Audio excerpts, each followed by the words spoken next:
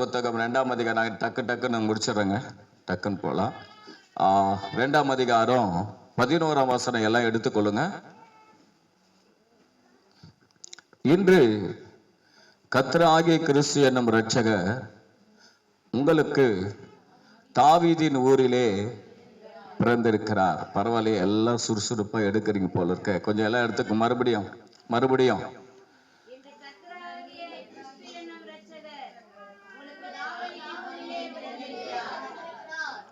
சொல்ல, மறுபடியும் படிக்கலாம். இன்று கர்த்தராகிய கிறிஸ்து என்னும் இரட்சகர் உங்களுக்கு தாவீதின் ஊரிலே பிறந்திருக்கிறார். அல்லேலூயா. தாவீதின் ஊருன்னா என்னன்னா பெத்லகேமிலே பிறந்திருக்கிறார். பெத்லகேம்னா என்ன அர்த்தம்னா அப்பத்தின் வீடு. என்ன வீடு? அப்பத்தின் வீடு. அங்கதான் உலகத்திலேயே வெளியேற பெற்ற கோதுமை விளையுமா. ஆகியனால்தான் அந்த இடத்துக்கு பெத்லகேம் என்று சொன்னால் அப்பத்தின் வீடு. அல்லேலூயா. வார்த்தை கொஞ்சம் கவனிங்க, சிதற விட்டுறாதீங்க சிந்தனைய. இங்கே முக்கிய வார்த்தை அல்லேலூயா. வார்த்தை அங்கங்க சிதற விடாதீங்க, சிந்தனைய அங்கங்க பார்க்காதீங்க, கவனிங்க. நான் ஒரு முக்கால் மணி நேரம் கிடையாது, 35 நிமிஷம் தான் மெசேஜ். அல்லேலூயா. ரொம்ப நேரம் கொடுக்க போறது கிடையாது. அப்போ பாத்தீங்கன்னா அவர் பெத்லகேமிலே இயேசு கிறிஸ்து பிறந்தார். அவர் பிறந்த போது அவரை குறித்து தூது என்ன சொல்றாருன்னா, இன்று கர்த்தராகிய கிறிஸ்து என்னும் இரட்சகர் உங்களுக்காக பிறந்திருக்கிறார். இயேசு கிறிஸ்துவை குறித்து இந்த வசனத்துல 3 காரியம் இருக்கு. அல்லேலூயா. ஒன்னு பாத்தீங்கன்னா, இயேசு கிறிஸ்து இந்த உலகத்துல அவர் பிறந்த போது கர்த்தராய் பிறந்தார். 2வது அவர் கிறிஸ்துவாய் பிறந்தார்.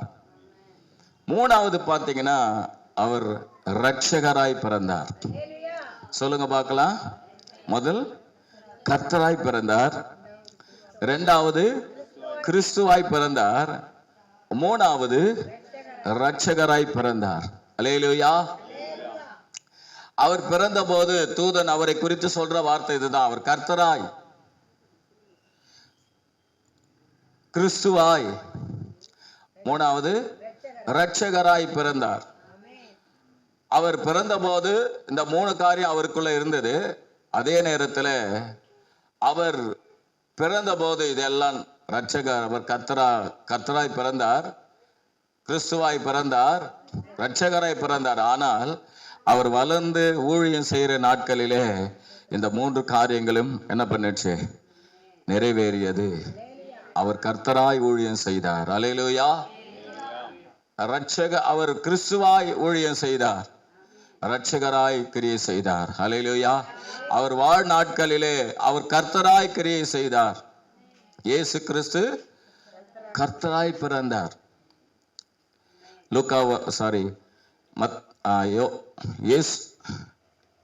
ஏசாயா 9ஆம் அதிகாரம் 6ஆம் வசனம் சொல்லுது, நமக்கு ஒரு பாலகன் பிறந்தார், நமக்கு ஒரு குமாரன் கொடுக்கப்பட்டார், கர்த்தத்துவம் அவர் தோளில் மேல் இருக்கும். கர்த்தத்துவம் அவர் தோளில் மேல் இருக்கும். அவர் கர்த்தராய் கர்த்தத்துவத்தை தன் தோளில் மேல் வைத்து கொண்டு வந்தார். கர்த்தராய் வந்தார். அவர் கர்த்தர் என்று சொன்னா பெரிய அர்த்தம். அவர் சிருஷ்டி கர்த்தர். அது விளக்கத்தை நான் சொல்ல, ஆனா பைபிள்ல இருக்கிறத நான் சொல்றேன். பாத்தீங்கன்னா அந்த கர்த்தர் எப்பேற்பட்டவராய் இருந்தார். ஸ்தோத்திரம். அதனால்தான் மத்தேயு 3:3 யோவான் ஸ்நானகனே சொல்றாரு, கர்த்தருக்கு வழியை ஆயத்தப்படுத்துங்கள். கர்த்தருக்கு வழி ஆயத்தப்படுத்தினா இயேசுவுக்கு வழி ஆயத்தப்படுத்துங்கள் சொல்றார். அப்போ இந்த உலகத்துல அவர் வாழ்ந்த நாட்களிலே தம்முடைய பிள்ளைகளுக்கு அவர் கர்த்தராய் இருந்தார், கர்த்தராய் இருந்து கிரியை செய்தார். அந்த கர்த்தர் என்ன பண்ணாருன்னு சொல்லி பாத்தீங்கன்னா, மார்க் 5ஆம் அதிகாரம் 19ஆம் வசனத்தை நீங்க படிச்சு பாத்தீங்கன்னா,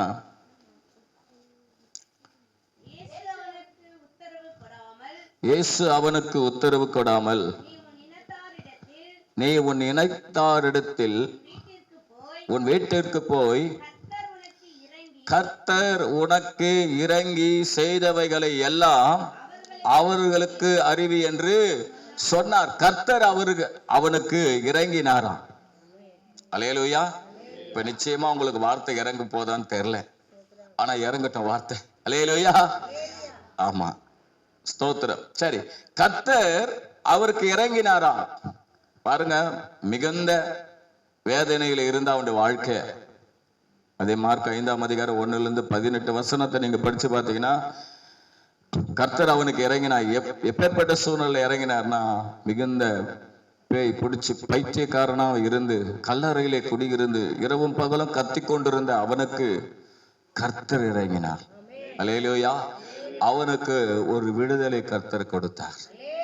பிரைஸ் தி லார்ட்.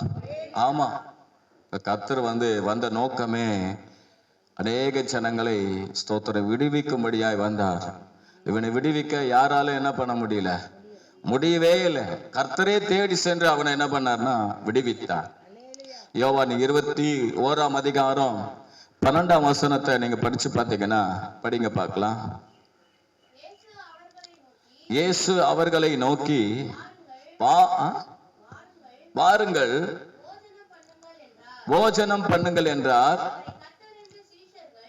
அவரை கர்த்தர் என்று சீஷர்கள் அறிந்திருந்தபடியினால் அவர்களில் ஒருவனும் நீர் யார் என்று கேட்க துணியவில்லை. 7ஆம் வசனத்தை கூட படிங்க. ஆதலால் இயேசுவுக்கு அன்பாய் இருந்த சீசன் பேதுருவை பார்த்து அவர் கர்த்தர் என்றான். கேட்டவுடனே வஸ்திரம் இல்லாதவனா இருந்தபடியால் போதுமா. பாருங்க, இங்க 2வது கர்த்தர் என்ன செய்யறாருன்னா, இங்க சீசருடைய வாழ்க்கையில ஏமாந்த நிலையில இருக்கிறாங்க. இயேசு கிறிஸ்துவை அவங்க விட்டுட்டு என்ன பண்றாங்கன்னா, பின்மாற்றமா போய் மறுபடியும் வலையை என்ன பண்ண போயிட்டாங்க. ஆனா கர்த்தர் அவங்களுக்கு என்ன பண்ணார், மறுபடியும் தேடி போய் அவர்கள் ஏமாற்றத்தை மாற்றி திரளான மீன்களை பிடிக்க வச்சார். ஒரு அல்லேலூயா சொல்லுவோமே. 3வது காரியத்தை நீங்க பாத்தீங்கன்னா, ஸ்தோத்திரம், லூக்கா 22ஆம் அதிகாரம் 61ஆம் வசனம் சொல்லுது. 22:61. அப்பொழுது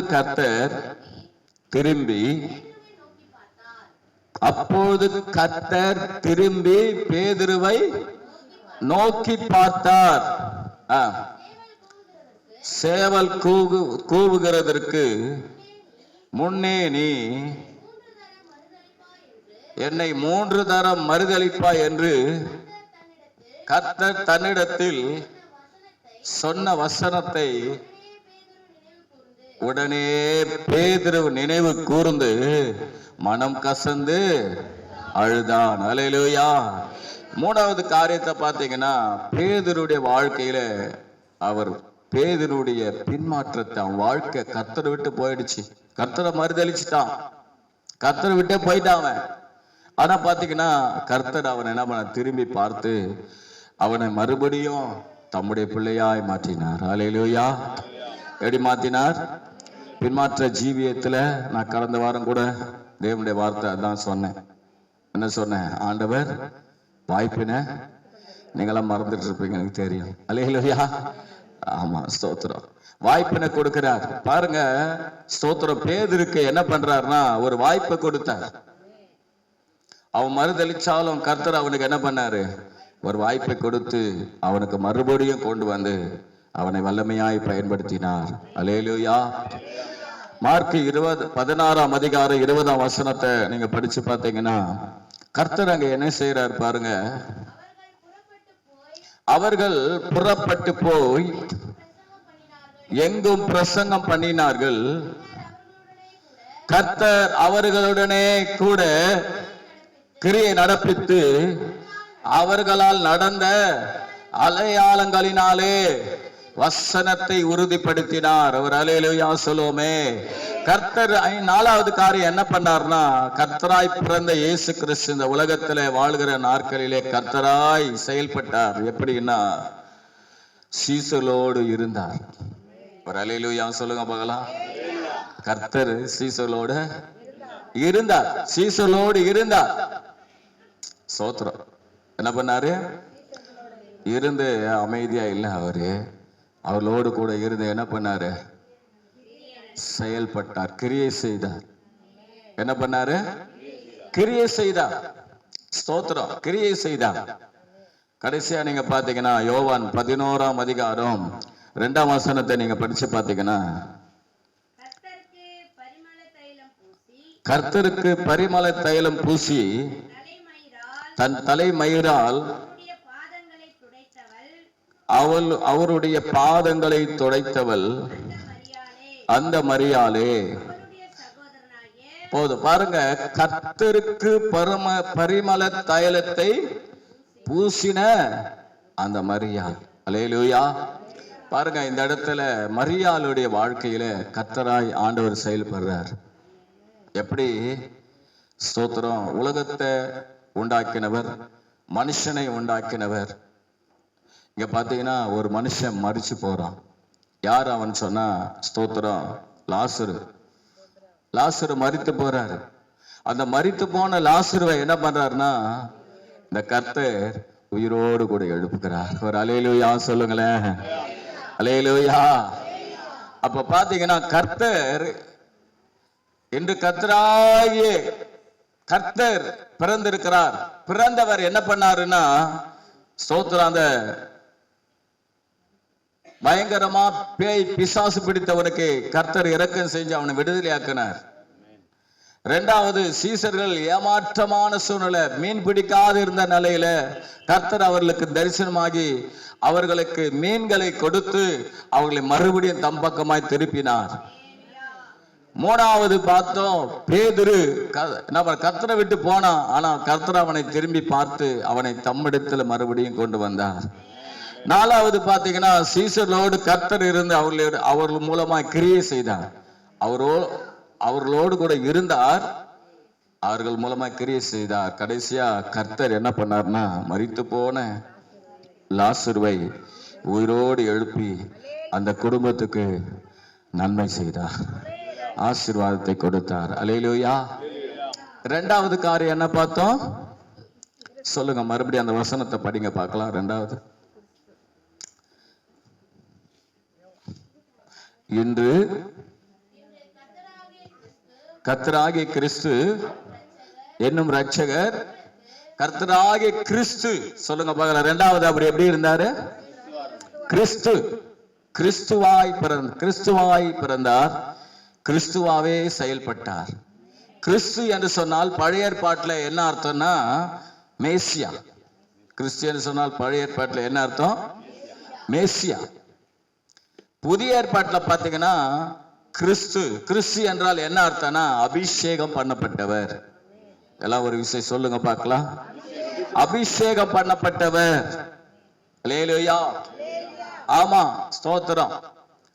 மத்தேயு 1ஆம் அதிகாரம் 18ஆம் வசனத்தை நீங்க படிச்சு பார்த்தீங்கன்னா, இயேசு கிறிஸ்துனுடைய ஜனனத்தின் விவரமாவது, அவருடைய தாயாகிய மரியாள் யோசேப்புக்கு நியமிக்கப்பட்டிருக்கையில் அவர்கள் கூடி வரும் முன்னே பரிசுத்த ஆவியினாலே கர்ப்பவதியானால். போதும் பாருங்க, அபிஷேகம் பண்ணப்பட்டா என்ன ஆகுனா, ஆவியானவர் நம்ம மேல் இறங்குவார். அல்லேலூயா. இன்றைக்கு நம்ம ஆவியானவரை குறித்து ஒரு பெரிய என்ன இல்லை, அவரை குறித்து யோசிக்கிறதே இல்லை. ஆவியானவர்னா என்ன? நான் சபைக்கு வர்றதே பெரிய விஷயம். ஆவியானவனா என்ன? நான் பாவியானவனாவே இருந்துக்கிறேன்ற மாதிரி இருக்குங்க. நிறைய பேர் எப்படி இருக்கிறோம்? ஆவி, பரிசுத்த ஆவி குறித்து யோசிக்கதே கிடையாது. அல்லேலூயா. அதை குறித்து இன்றைக்கு நான் உங்களுக்கு சொல்றேன். பாருங்க, அப்ப கிறிஸ்து எப்படி இருக்காருன்னா அபிஷேகம் பண்ணப்பட்டவர். அல்லேலூயா. இது பெரிய சத்தியம் இருந்தாலும் நான் நேரம் இல்லைன்னா டக்குன்னு அப்படியே போயிடுறேன். பெரிய விளக்கத்தை நான் கொடுக்கல. பாத்தீங்கன்னா ஏசாயா புத்தகம் ஸ்தோத்திரம் 61ஆம் அதிகாரம் 1-3 வசனத்தை டக்குன்னு படிங்க பார்க்கலாம். கர்த்தராகிய தேவனுடைய ஆவியானவர் என் மேல் இருக்கிறார், சிறுமைப்பட்டவர்களுக்கு சுவிசேஷம் அறிவிக்க. நல்லா கவனிங்க, இது இயேசு கிறிஸ்துவை குறித்து, இயேசு கிறிஸ்துவை தன்னை குறித்து சொல்லுகிறார். படிங்க அந்த வசனத்தை மறுபடியும், அந்த வார்த்தை மட்டும். சிறுமைப்பட்டவர்களுக்கு சுவிசேஷத்தை அறிவிக்க கர்த்தர் என்னை அபிஷேகம் பண்ணினார். கிறிஸ்து என்றால் என்ன அர்த்தம்? ஆபீஸா? அபிஷேகம் பண்ணப்பட்டவர். நல்ல வேலை, எதுவும் ஞாபகம் வந்து இன்னைக்கு ஒரு லீவ் போடாம ஆபீஸ்க்கு போலான்னு பிளான் பண்ணிட்டீங்களான்னு போங்க, அதனால இருக்கு, தவறு கிடையாது. ஆனா ஆராதனை பண்ணிட்டு வார்த்தையை உற்சாகமா கேட்ட குணம் ஒரு 20 நிமிஷத்துக்குள்ள. அல்லேலூயா. அப்போ பாருங்க, அந்த கிறிஸ்து அபிஷேகம் பண்ணப்பட்டவர். அந்த அபிஷேகம் பண்ணப்பட்டவர் என்னவா? அந்த அபிஷேகம் பண்ணப்பட்ட இயேசு கிறிஸ்துனுடைய அபிஷேகம் பண்ணப்பட்டவருடைய காரியம் அங்க சொல்லப்பட்டிருக்கிறது. 1-3 வசனத்தை அப்படியே படிங்க பார்க்கலாம். காயம் கட்டுதலையும் சிறுமைப்பட்டவர்களுக்கு விடுதலையும் கட்டுண்டவர்களுக்கு கட்டவிழ்த்தலையும் கூறவும் கர்த்தருடைய அனுக்கிரக வருஷத்தையும் நீதியை சரிக்கட்டும் நாளையும் கூறவும் துயரப்பட்ட அனைவருக்கும் ஆறுதல் செய்யவும் சியோனிலே துயரப்பட்டவர்களை சீர்படுத்தவும் அவர்களுக்கு சாம்பலுக்கு பதிலாக சிங்காரத்தையும் துயரத்துக்கு பதிலாக ஆனந்த தைலத்தையும் ஒடுங்கின ஆவிக்கு பதிலாக துதியின் உடையும் கொடுக்கவும் அவர் என்னை அனுப்பினார். அல்லேலூயா. இயேசு கிறிஸ்துவை குறித்து சொல்லப்பட்ட தீர்க்க தரிசனம் இது. இது லூக்கா 4ஆம் அதிகாரம் 17-19 வசனத்தை நீங்க படிச்சு பார்த்தீங்கன்னா இதே வசனம் இயேசு கிறிஸ்துவே அந்த இடத்துல சொல்றார். அந்த ஒரு வசனத்தை படிங்க, எல்லாம் வேணாம் விட்டுலாம். அல்லேலூயா. அப்ப பாருங்க, அந்த இடத்துல தம்முடைய பிரசங்கம் பண்ற நேரத்துல இந்த வசனம் நிறைவேறுது அப்படின்னு சொல்றாரு. அந்த இடத்துல பாத்தீங்கன்னா இயேசு கிறிஸ்துவாய் அபிஷேகம் பண்ணப்பட்டவரா இந்த உலகத்துக்கு வந்தார். இப்ப நாம பாத்தீங்கன்னா, நான் பிரசங்கம் பண்றேன், நாம ஆவியில நிரம்புறேன், நானே பாஷை பேசுறேன், இதெல்லாம் இருக்கு. ஆனா அதனால எத்தனை பேருக்கு பிரயோஜனம் இருந்ததுன்னா பிரயோஜனமே கிடையாது. ஏதோ நான் என்ன பண்றேன், ஏதோ பிரசங்கம் பண்றேன், வாரத்தில் 2 வாட்டி பைபிள் ஸ்டடி, அவ்வளவுதான். ஜெபம் நடத்துறேன். வியாதி பலவீனம் பேய் பிசாசு இருந்தா நாம என்ன ஜெபம் பண்றோம். ஆனா இங்க பாத்தீங்கன்னா இயேசு கிறிஸ்து அபிஷேகம் பண்ணப்பட்ட போது அவர் மூலமா நடந்த காரியம் என்னன்னா, 61ஆம் அதிகாரத்துல 61ஆம் அதிகாரத்துல 1-3 வசனத்தை நம்ம படிச்சோம். 10 காரியம். எத்தனை காரியம் சொல்லுங்க பார்க்கல? எத்தனை காரியம்? 10 காரியம் அவர் மூலமா அபிஷேகம் பண்ணப்பட்டவர். அந்த அபிஷேகத்தின் மூலமாக எத்தனை காரியம் நடந்ததுன்னா 10 காரியம். அதுல ஒண்ணு கூட நம்முடைய வாழ்க்கை மூலமா நடக்குதானா தெரியல. அல்லேலூயா. பாருங்க, நான் வந்து வசனத்தை அந்த 10 குறிப்போம் நான் உங்களுக்கு சொல்றேன். ஒரு 10 நிமிஷத்துக்குள்ள 5-10 நிமிஷத்துக்குள்ள சொல்லிடுவேன் 10 குறிப்பையும். பாருங்க, 1ஆம் வசனத்தை படிங்க பார்க்கலாம். 61:1.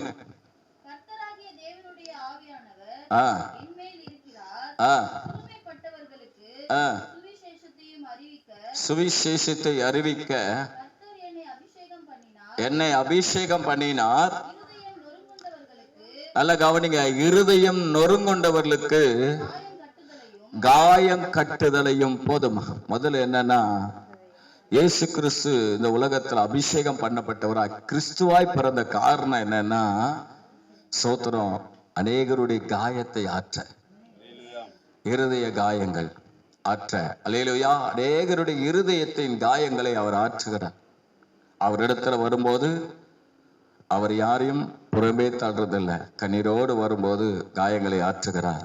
லூக்கா 10:34 குற்றுயிராய் காயப்பட்ட அவனை திராட்சரசத்தையும் எண்ணெயும் ஊற்றி அவன் காயங்களை கட்டி அவனை சத்திரத்தில் கொண்டு போய் சேர்க்கிறார். முதலாவது அந்த அபிஷேகம் என்ன பண்ணனா, ஒரு மனுஷனுடைய வாழ்க்கையில் இயேசு கிறிஸ்துவுக்குள்ள இருந்த அந்த அபிஷேகம் இருதயம் நொறுங்கொண்டவர்களுடைய காயங்களை கற்றார்.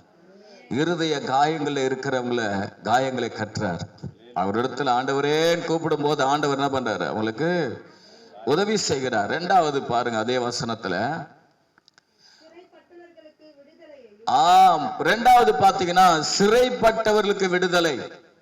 பலவிதமான சிறை. இன்னைக்கு பார்த்தா மக்கள் மனுஷன் முழுவதும் சிறையில் தான் இருக்கிறான் இல்ல.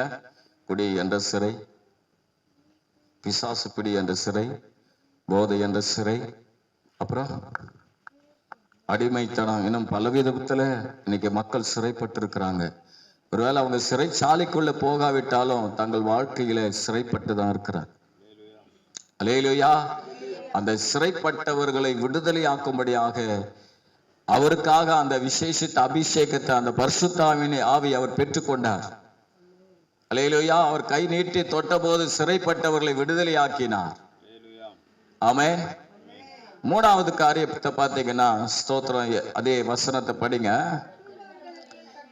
கட்டுண்டவர்களை என்ன பண்றாரு, கட்டவிழ்கிறார். மூணாவது அந்த அபிஷேகத்தின் மூலமா கிறிஸ்துவா இருந்த அவர் என்ன செய்தார்னா, கட்டுண்டவர்களை கட்டவிழ்த்தார். கட்டுண்டவர்களை கட்டவிழ்த்தார். லூக்கா 13:16 சொல்லுது. என்ன சொல்லுதுன்னா, ஸ்தோத்திரம், அங்க 18 வருஷமா கட்டப்பட்டிருக்கிறான். ஆபிரகாமின் குமாரத்தி 18 வருஷமா கட்டி இருக்கிறான். அந்த கட்டப்பட்ட பிசாசினால் கட்டப்பட்ட அவள் மேல கையை வச்ச உடனே அவள் பிசாசினால் கூனியாக இருந்த அவளுக்கு கையை வச்ச உடனே நிமிர்ந்துட்டா. 18 வருஷமான கட்டு பட்டுன்னு போயிடுச்சு. ஒரு அலையிலூயா சொல்லுங்க பார்க்கலாம். என்னது? ஆமா, கட்டுண்டவர்களை கட்டவிழ்த்தார். பிசாசு எப்பயுமே கட்டுவான், நம்முடைய ஆண்டவர் கட்டவிழ்ப்பார். அவன் கட்டுகிறதுக்கு நோக்கம் நம்மளை குனிய வச்சு என்ன பண்ணணும், நாம் அப்படியே தாழ்ந்து போயிடணும். அப்படிதான் அவனுடைய வேலை. நம்முடைய ஆண்டவர் நுகத்தடிகளை முறித்து தலையை நிமிர்ந்து நடக்க பண்ணுகிறார். அல்லேலூயா. ஆமா. 61:2 மூணாவது காரியம், கர்த்தருடைய அனுக்கிரக வருஷத்தையும் போதும் பாருமா, சாரி பாருங்க, அனுக்கிரக வருஷத்தை பிரசித்தப்படுத்தவும். Price the Lord. அனுக்கிரக வருஷம்னா என்னன்னா, சோத்திரம், கிருபை உள்ள காலங்கள். ஆண்டவர் நமக்கு எதை கொடுக்கிறாரு? கிருபை உள்ள காலம். 2 கொரிந்தியர் 6:2 அதான் சொல்லுகிறது. கர்த்தர் அனுக்கிரக காலத்திலே உனக்கு செவி கொடுத்து ரட்சணையினாலே உனக்கு உதவி செய்த. அவர் பார்த்தீங்கன்னா கிருபை கொடுக்கிற காலம். அவர் கிருபை கொடுக்கும்படியா அந்த உலகத்துல வந்தார். அல்லேலூயா. அவர் எப்படி வந்தாரு? கிருபை கொடுக்கும்படி வந்தார். 61:2 படிச்சோம். 6வது காரியம் என்னன்னா, ஸ்தோத்திரம், 5வது காரியம் என்னன்னா, நீதியை என்ன பண்ணாரா, சரி கட்ட வந்தார். நீதியை செய்யும்படியாய் அவர் வந்தார். அந்த அபிஷேகம், அந்த கிறிஸ்துவாக அவர் எப்படி வந்தார்னா, எதற்காக வந்தார்னா, நீதியை சரி கட்டும்படியாக. அல்லேலூயா. அதே வசனத்துல சொல்லுது, துயரப்படுகிறவர்களுக்கு ஆறுதல். 6வது காரியம் பார்த்தீங்கன்னா, துயரப்படுகிறவர்களுக்கு ஆறுதல். அல்லேலூயா. ஆமா, ஆறுதலின் தெய்வம் நம்முடைய ஆண்டவர். யார் அவர்? சகல ஆறுதலின் தெய்வம். Praise the lord. என் ஜனத்தையோ ஆற்றுங்கள் தேற்றுங்கள். ஆறுதலை கொடுக்கிற தேவன். ஸ்தோத்திரம். ஆமென். அடுத்தது பாத்தீங்கன்னா 7வது காரியம் பாத்தீங்கன்னா 3ஆம் வசனம் படிங்க. துயரப்பட்டவர்களை சீர்படுத்தவும். ஒரு அல்லேலூயா. இது மிக முக்கியம். சீர்படுத்துகிற தேவன். அல்லேலூயா. ஸ்தோத்திரம். எப்பேற்பட்ட சீர்கேடான காரியங்கள் இருந்தாலும் ஆண்டவரிடத்துல வரும்போது அவங்க ஆண்டவர்கிட்ட, ஆண்டவரே என் சீர்கேடு இப்படி இருக்கு, என் பிரச்சனை இப்படி இருக்கு, எங்க வாழ்க்கை சீர்கேடா இருக்கு, ஆண்டவரை மாத்துங்கன்னு சொன்னா கட்டாயமா மாத்துவார். ஒரு அல்லேலூயா சொல்லுவோம். அல்லேலூயா, ஸ்தோத்திரம். 8வது காரியம் பாருங்க, 61:3 சாம்பலுக்கு பதிலாக எதை கொடுக்கிறாரா? சிங்காரம். சாம்பல்ல உட்கார்ந்து அழுக்கா முகமெல்லாம் பாத்தீங்கன்னா சாம்பல்ல உட்கார்ந்து முகெல்லாம் சரீரத்துல அப்படியே உச்சந்தால உள்ளங்கால் வரையில் அப்படியே பூசிக்கிட்டு உபவாசத்துல அப்படிதான் உட்காருவாங்க. பிரச்சனை வரும்போது என்ன நடக்கும்? ஸ்தோத்திரம். பிரச்சனை வரும்போது, போராட்டம் வரும்போது உபவாசத்துல உட்காருவாங்க. சாம்பல் போட்டுக்கிட்டு, தலையில சாம்பல் போட்டுக்கிட்டு என்ன பண்ண உட்காருவாங்க.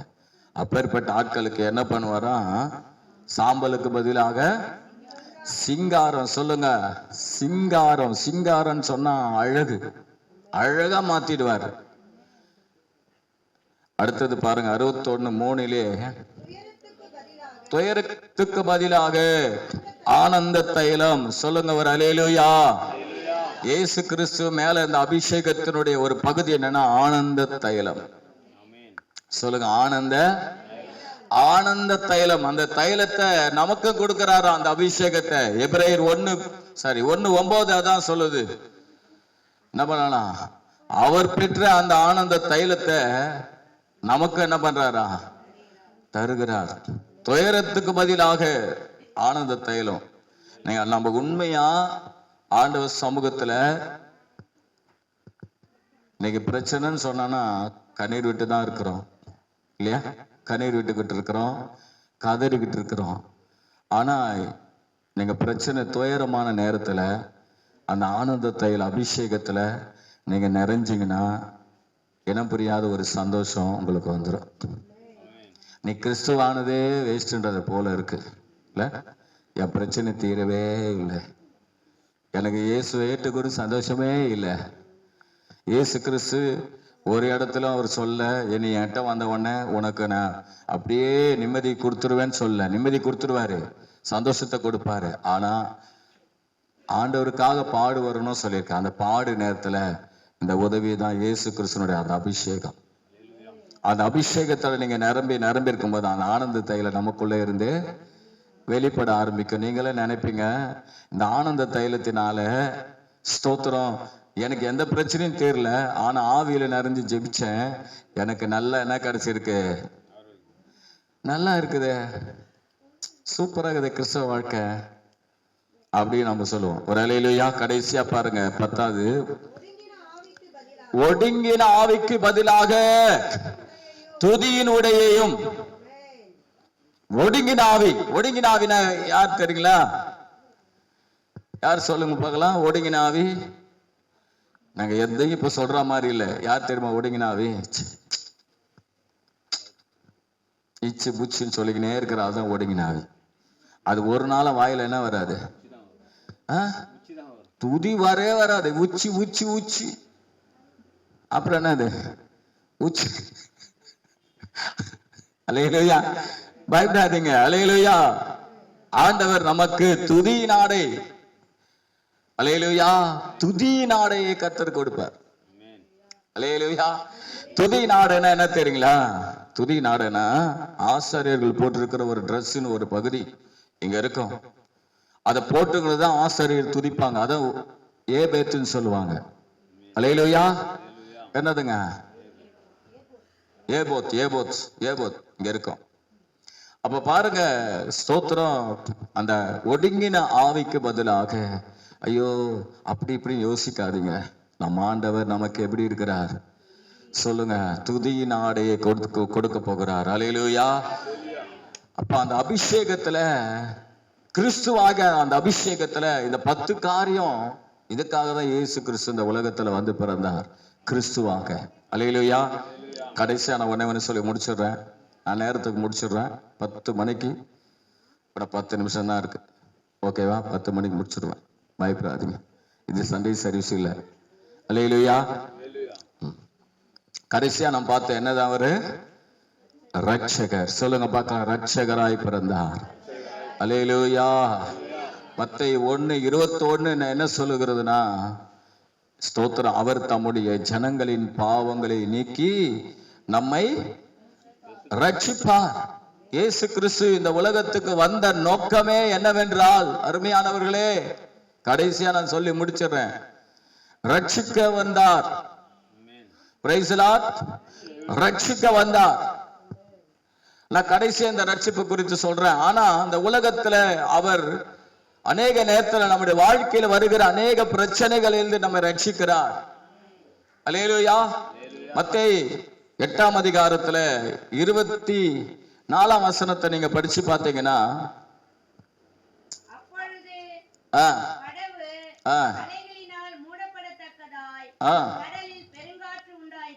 பெருங்காற்று உண்டாயிற்று, அவரோ நித்திரையாயிருந்தார். அப்பொழுது அவருடைய சீசர்கள் வந்து 25 தானே, சீசர்கள் வந்து அவரை எழுப்பி, ஆண்டவரே எங்களை ரட்சியும், மடிந்து போகிறோம் என்றார்கள். பாருங்க, சீசர்கள் கடல்ல போய்கிட்டு இருக்கும்போது என்ன காற்று வருது? பெருங்காற்று வருது. சீசர்லாம் கதறாங்க, ரட்சகரே ரட்சி, ஆண்டவரே எங்களை ரட்சியும். சும்மா விடல. 27ஆம் வசனம் சொல்லுது, அவர் என்ன பண்ணாரா? 26ஆம் வசனம் சொல்லுது, அவர் காற்றையும் கடலையும் என்ன பண்ணாரா? அதட்டினார். ஸ்தோத்திரம். அந்த எதிர்காற்றிலிருந்து அவர்களை கர்த்தர் ரட்சித்தார், பாதுகாத்தார். அல்லேலூயா.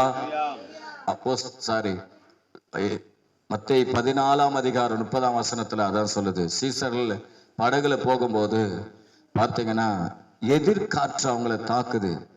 எதிர்காற்று தாக்கின போது கர்த்தர் அவர்களுக்கு சென்று, அவர்கள் அதே தான் ஜெபம் பண்றாங்க, ஆண்டவரே எங்களை ரட்சியும் சொல்லி ஜெபிக்கிறாங்க. அந்த இடத்துல அப்படிதான் ஜெபிக்கிறாங்க. கர்த்தர் அவங்களை என்ன பண்றாருன்னா ரட்சிக்கிறார். பெருங்காற்றில் இருந்தும் எதிர்காற்றில் இருந்தும் ரட்சிக்கிறார். நம்முடைய வாழ்க்கையில வருகிற ஒரு சில பிரச்சனைகள், எதிராக இருக்கிற பெருங்காற்று, எதிர்காற்றிலிருந்து நம்மை ஆண்டவரை நோக்கி, ஆண்டவரே எங்களை ரட்சியும் சொல்லி கூப்பிடும் போது அவர் உங்களை தூக்கி எடுப்பார். அல்லேலூயா. அப்போஸ்தலர் 27ஆம் அதிகாரத்துல 10-40 வசனம் கூட அப்படிதான். அந்த படகுல எல்லாம் உடைந்து போனது, ஆனால் கர்த்தர் எல்லாரையும் கரை சேர்க்கும்படி செய்தார். இரண்டாவது ஒரு காரியத்தை பார்த்தீங்கன்னா, மார்க் 5ஆம் அதிகாரம் 34ஆம் வசனத்தை படிங்க.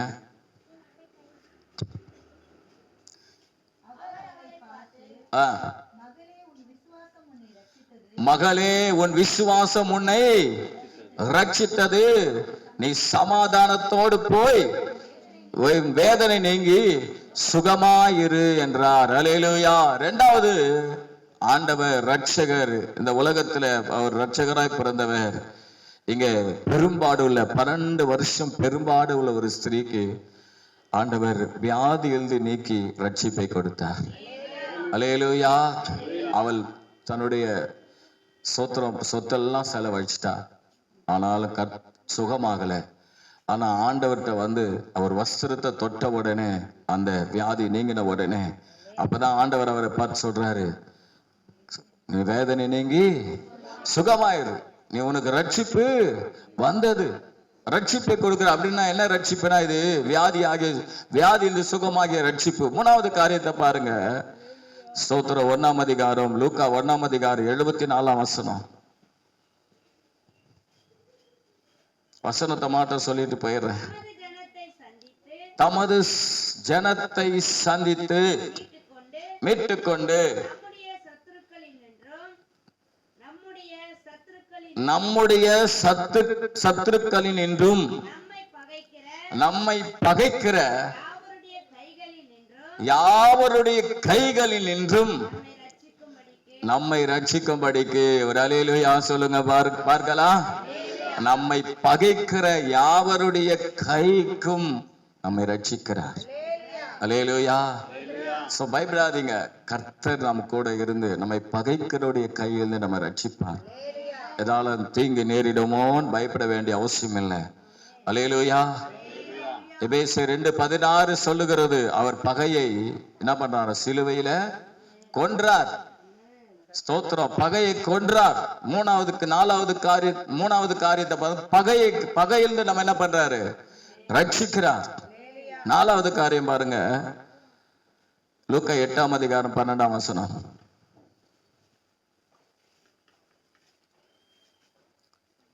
வழியருகே விதைக்கப்பட்டவர்கள் வசனத்தை கேட்கிறவர்களாய் இருக்கிறார்கள். அவர்கள் விசுவாசித்து ரட்சிக்கப்படாதபடிக்கு பிசாசானவன் வந்து வசனத்தை அவர்கள் இருதயத்திலிருந்து எடுத்து போடுகிறான்.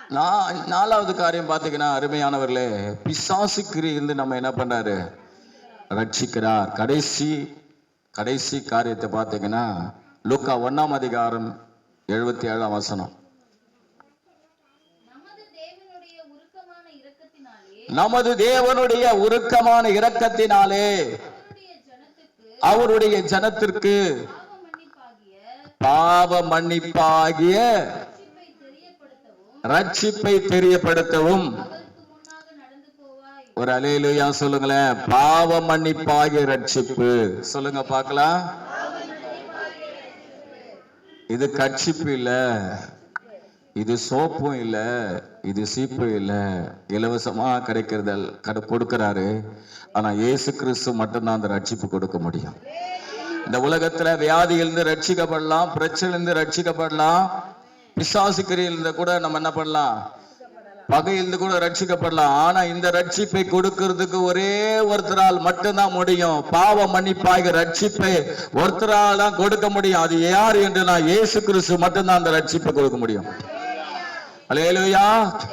அந்த பாவ மன்னிப்பாக ரட்சிப்பை கொடுக்கதா இயேசு கிறிஸ்து இந்த உலகத்துல பிறந்து வளர்ந்து மரித்து தன்னுடைய சரீரத்தில் இருந்த எல்லா ரத்தத்தை சிந்தி ஒவ்வொரு மனுஷனுடைய பாவத்துக்காக, அவன் பாவம் சுத்திகரிக்கப்படும்படியாக, அவனுக்கு பாவ மன்னிப்பு உண்டாகும்படியாக, ரட்சிப்பு உண்டாகும்படியாக கர்த்தர் என்ன பண்ண அந்த உலகத்தில் நமக்காக மரித்தார். அல்லேலூயா. மரித்த தேவன் மரித்ததோடு இல்ல, உயிரோடு கூட எழுந்தார். உயிரோடு எழுந்து மாத்திரமல்ல, அவர் போகும்போது ஒரு வார்த்தை சொல்லிட்டு போனாரு. என்ன சொன்னார்னா, நான் போறேன், போயிட்டு என்ன பண்ணுவேன், உங்களுக்காக ஒரு ஸ்தலத்தை ஆயத்தப்படுத்தி விட்டு நான் திரும்ப வருவேன். நான் ஆயத்தம் பண்ணி நான் அந்த ஸ்தலத்துக்கு உங்களை கொண்டு போறதுக்கு. இந்த ரட்சிப்பு இருந்தாதான், பாவ மன்னிப்பு ஆகிய ரட்சிப்பு இருந்தாதான் நாம் பரலோகத்துக்கு போக முடியும். இந்த பாவ மன்னிப்பாகிய ரட்சிப்பு நமக்கு வேண்டும் என்று சொன்னால், அந்த ரட்சிப்பை கொடுக்கக்கூடிய ஒரே ஒரு ரட்சகர் யார் என்று சொன்னால் இயேசு கிறிஸ்து மட்டுமே. அவர்தான் நமக்காக ரத்தம் சிந்தி மரித்தார். அல்லேலூயா. அவ்வளவுதான். Praise the lord. அல்லேலூயா. கர்த்தர் நல்லவர். சொல்லுங்க பார்க்கலாம். கர்த்தர் நல்லவர். அல்லேலூயா. ஸ்தோத்திரம். அவர் எப்படி இருக்கிறார்? எப்படி இருந்தாரா? சத்துருவா கர்த்தரா இருந்தார். Very good. 2வது கிறிஸ்துவாய் பிறந்தார். 3வது ரட்சகராய் பிறந்தார். எல்லாரும் எழுந்திருப்போம்.